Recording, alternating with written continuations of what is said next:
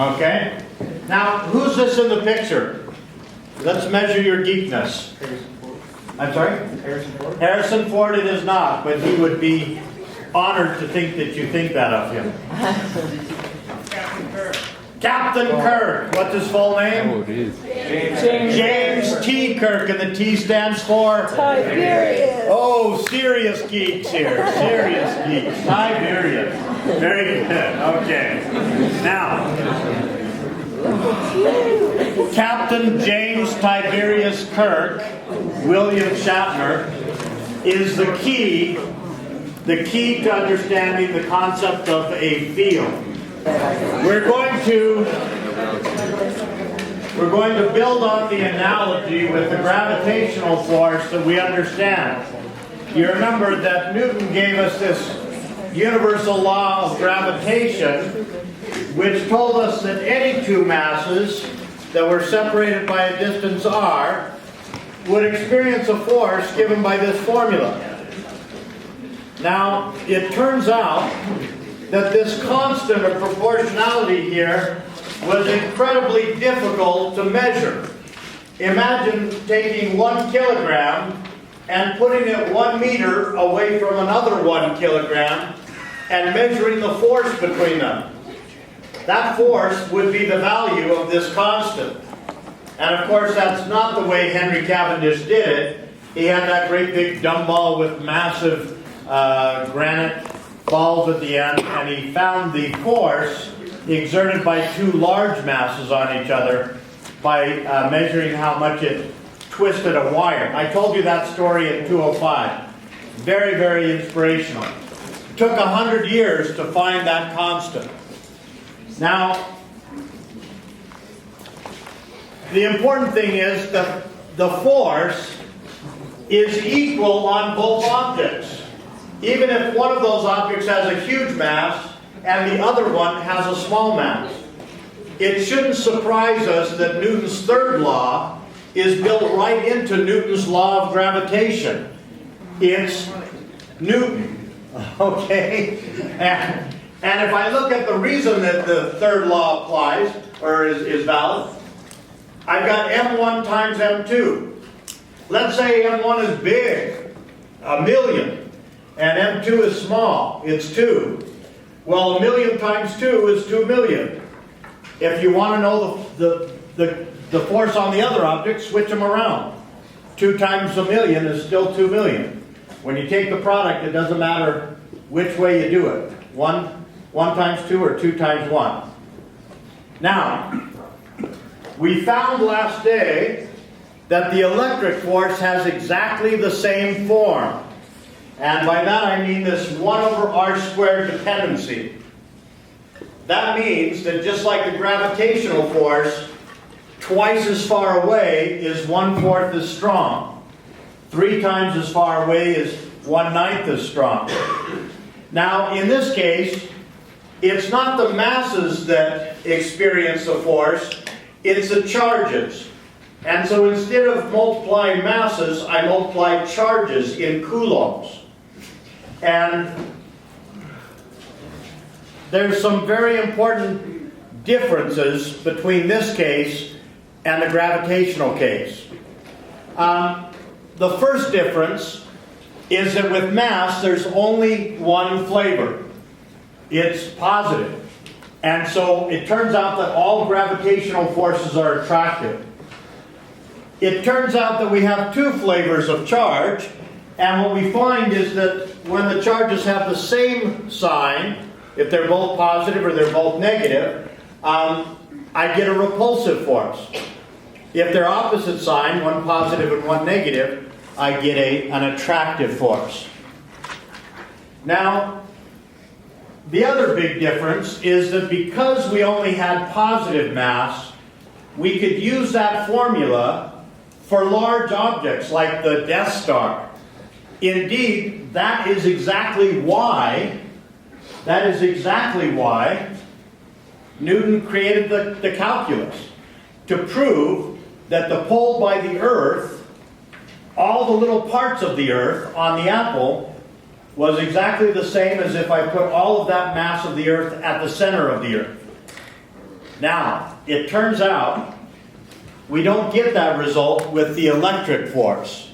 Because there's positive charge and negative charge, we have a complication. What does this formula give you if Q2 is 0? Gives me 0 force. And folks, that's not what we saw. That's not what we saw right here in River City. When I took that piece of wood, it had 0 charge. It was neutral. And yet I had an attraction to the rubber rod. I had an attraction to the glass rod. I had that great big piece of lumber. It was neutral, Q0. And yet I was able to pull it around in a circle with a rubber rod. The fact that I've got positive and negative charge that can cancel out and give me this Q equals 0 means that I have to be very careful with this formula. With gravity, I don't have to be careful because calculus shows me I don't. But with the electric force, I have to be very careful. I can only use this equation if my charges are small. Well, how small is small enough? If my charges are small compared to the distance between them. Now you remember, the reason a neutral object gets attracted to things is because we can set up a charge separation, where even though the can is neutral, has charge of 0, one side of the can is positive and the other side of the can is negative. Well, if that can is so teeny tiny that the one side of the can is about the same distance away as the other side of the can, it doesn't matter.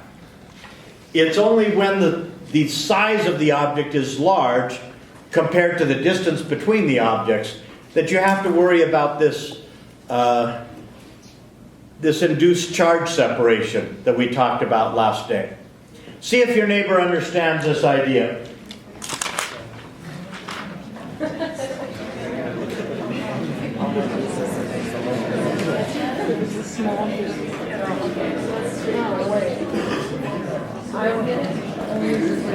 Charges are small compared to the distance. Which one is it? Wait, Greg, can you say it again? Is that right? Did I write it? If the size of the Q's are small compared to R, yes. The size of the cube? Size, not the charge of the cube, but the size. Oh. Okay. Now, you had a problem 2, we didn't have to turn it in, but you had one charge that had 3 times as much charge as the other charge. And graphically, it looked like this.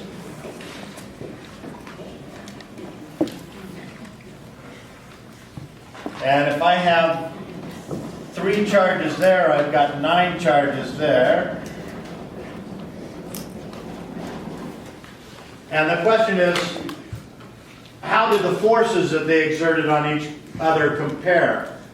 And if we believe Newton's third law, if we believe Coulomb's law, we recognize that these forces, this would be the electrical force by 1 on 2, this would be the electrical force by 2 on 1.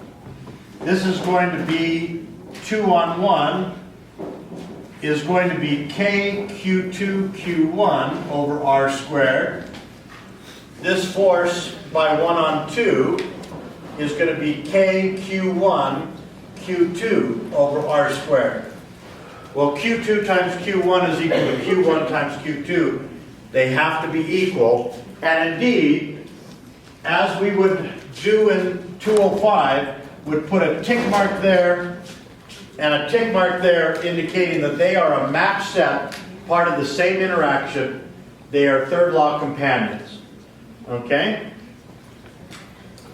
Now I want to warn you about this equation. I find that beginning students find that equation somehow fascinating, and they try to use it to solve every single problem. Now I've told you in the past about my sledgehammer. how that's my tool, and when I get to fix something around the house, I go and grab that sledgehammer. It's not the tool for everything, and this equation is only going to be useful when I have point charges that are far away from each other. Okay? Now, let's go back and talk about this picture. It's the only picture that I could find on the intertubes where it looked like Captain Kirk was being zapped by a force field. So let's talk about a force field. You remember in the original Captain Star Trek show, if you're old enough, they went to all these different planets and encountered these different cultures. Now, making up a new planet is expensive when, even for Hollywood. You gotta build buildings, they didn't have the technology that we have today to make it with computers. So what they did instead is they just went to those planets and they said, oh, they don't have a good atmosphere. They must live underground. And once again, everyone was down in the caves. Just like last episode. It was cheap. Okay? Now, in every one of those episodes, we got Captain Kirk leading the charge, and as he's running through this cave, suddenly he hits a force field, he's thrown on his keister. Okay? Now, let me make 3 points about that field. First of all, that field is invisible. Captain Kirk can't see it, otherwise he wouldn't have gone into it. Second of all, Captain Kirk didn't make the field. That field was made by the Klingons when they were the bad guys before they became the good guys and joined the Federation. It's all complicated. Captain Kirk did not make the field. Okay? The third point, there is no force there in the cave until Captain Kirk is put into the field. Then he feels the force. The field puts a force on the Captain Kirk. 3 points that will be the key to understanding the electric field. It's invisible, Captain Kirk didn't make it, and there is no force until I put Captain Kirk there. Hold those thoughts. Now, going back to the gravitational field, in 205 we didn't call it that, but we sort of calculated it.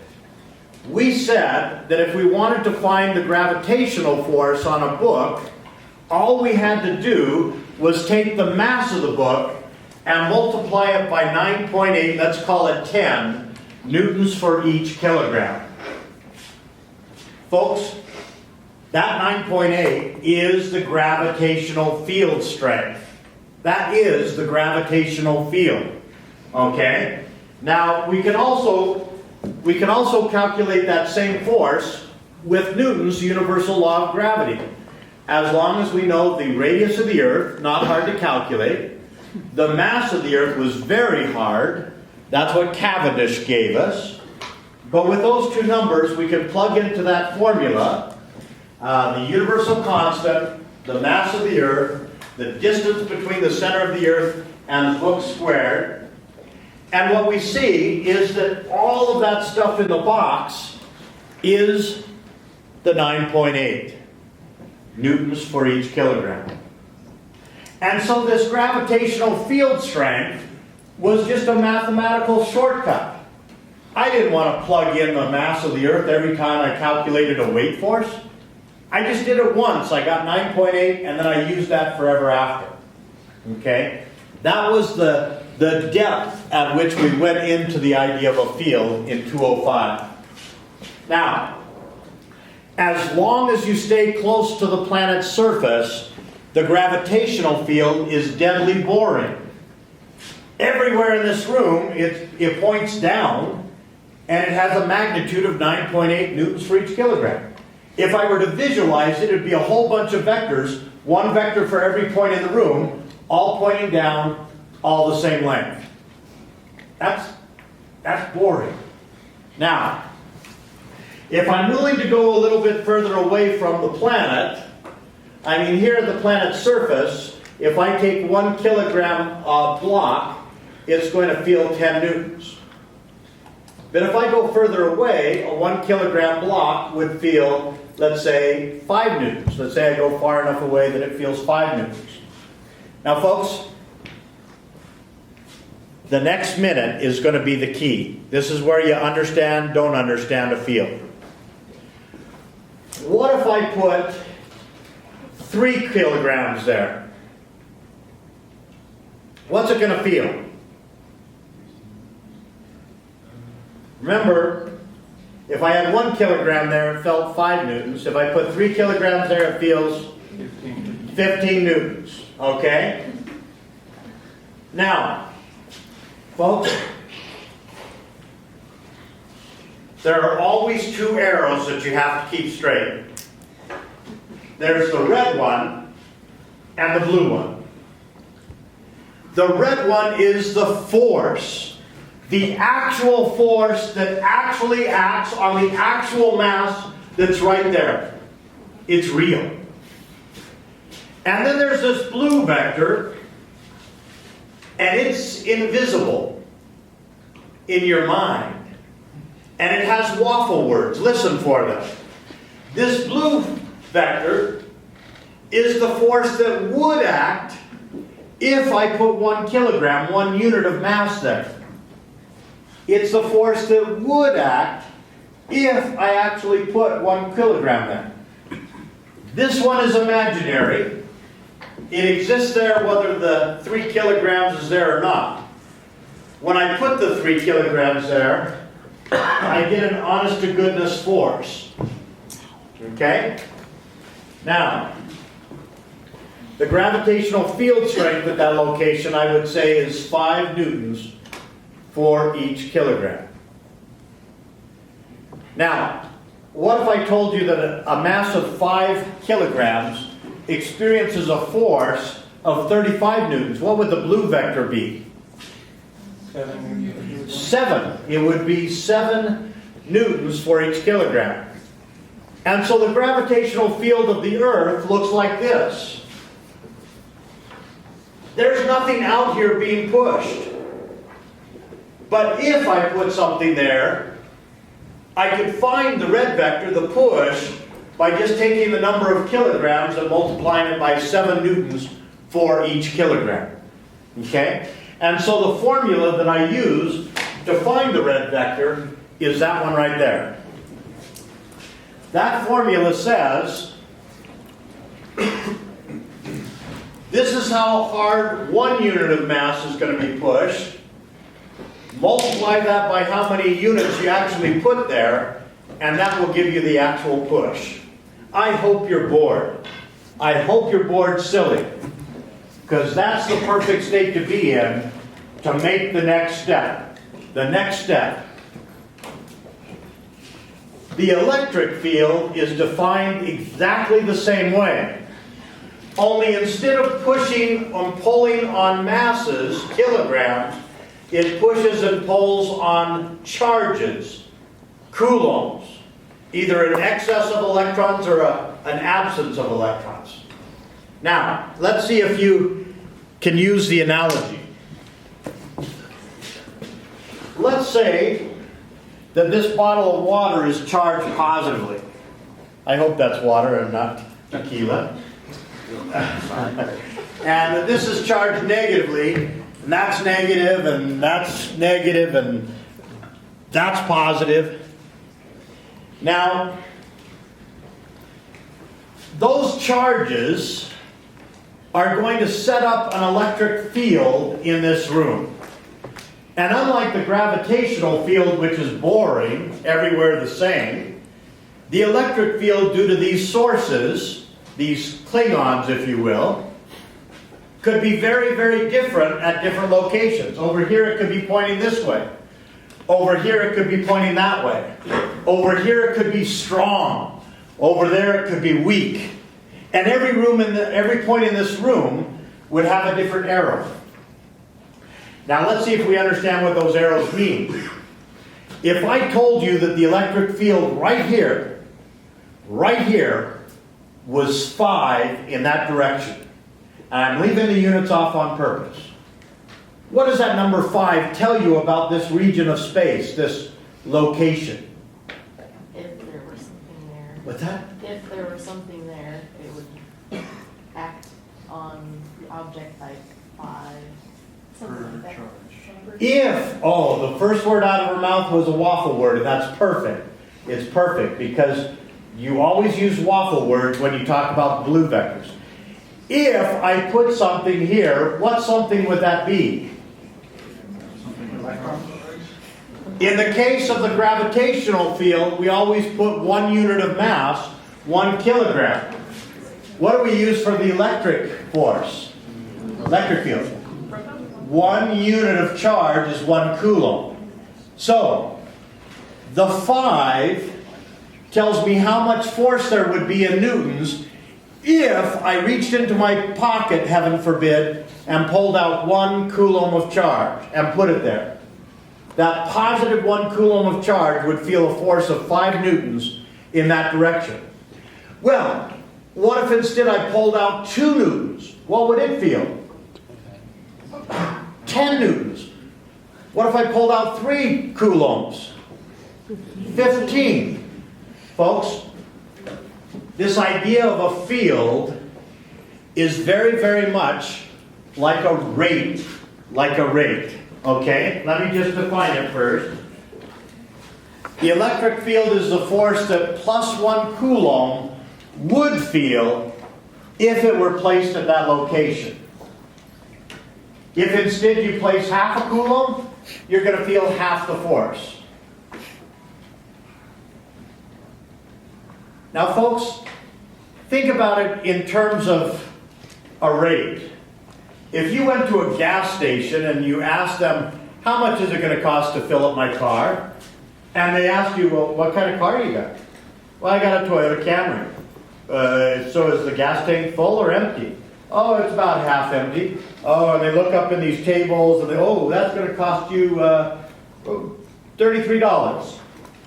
That's going to be slow. Instead, they just say, hey, a gallon costs $3, except now it costs $2. Okay? And if you need 15 gallons, do the math. It's $2 for each gallon. You need 15, it's $30. Same thing with the electric field. If I had 1 Coulomb, it'd feel 5 newtons of force. If I have 2 coulombs, it'd feel twice that force. I never have 2 coulombs. Typically what I have is a micro Coulomb. That's going to be 10 to the minus 6 coulombs, or a nano Coulomb. That's going to be 10 to the minus 9 coulombs. So what if I have 1, let's say the electric field right here is 5 newtons for each Coulomb. What if I put 1 micro Coulomb there? I'm going to get 5 micronewtons of force. I just scale it. Okay? Now again, I left the units off. First of all, note, the Q in this equation does not create the electric field. The Q in this equation is the charge that experiences the electric field. It's the Captain Kirk that gets pushed. Wouldn't that Q generate its own electric field, or would those two interact at all? Yes. That Q is going to make its own electric field, and I would use that electric field to find the force on the other charges. But when I'm looking for the force on this charge, it doesn't push on itself. And so I look at the electric field due to all the other So its field charges. doesn't modify the other field at all? Only if it moves the other charges. Only if it moves the other charges. Okay. Now, the units, we've already talked about this, but let's just review. If the force is in newtons and the charge is in coulombs, then the electric field has to be in newtons per coulomb, and we're going to pronounce it newtons for each coulomb, for each 1 coulomb.